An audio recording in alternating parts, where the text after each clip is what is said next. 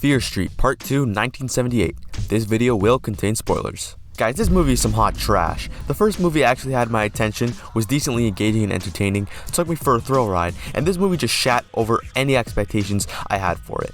The premise of telling a narrative in reverse only works if what you are showing me are things I did not already know were going to happen, or at least explain why things are the way that they are in the future, and this movie does absolutely none of that.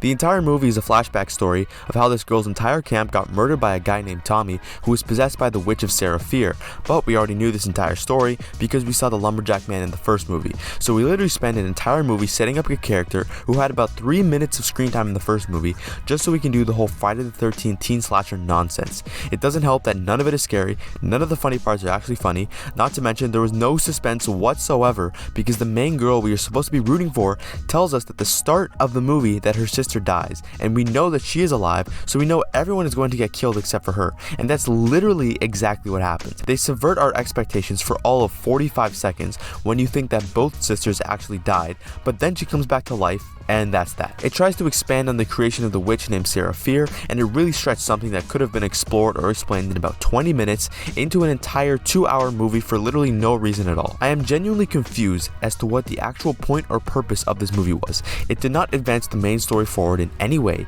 until the last 10 minutes. None of what was shown in the flashback story gave us any new information or clues to what will happen next. I am just seriously confused. Like, am I missing something here? Like, seriously, what was the point of any of this?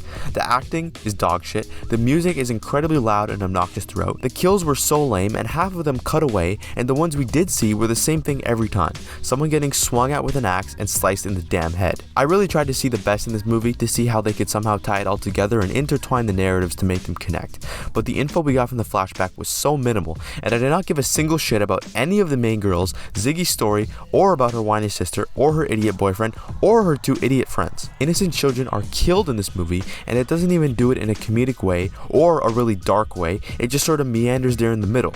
Like, this is a teen slasher movie, and literal children, like 8-year-olds, are getting hacked up limb by limb with an axe. What? And the ending also made no sense to me either. She took the hand back to the burial site and put it with the rest of the bones to, I guess, complete her witch bone skeleton.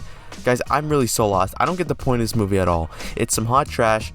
Just read the plot on Wikipedia before you watch part 3. I'm gonna give Fear Street Part 2, 1978, 1.5 stars out of 5.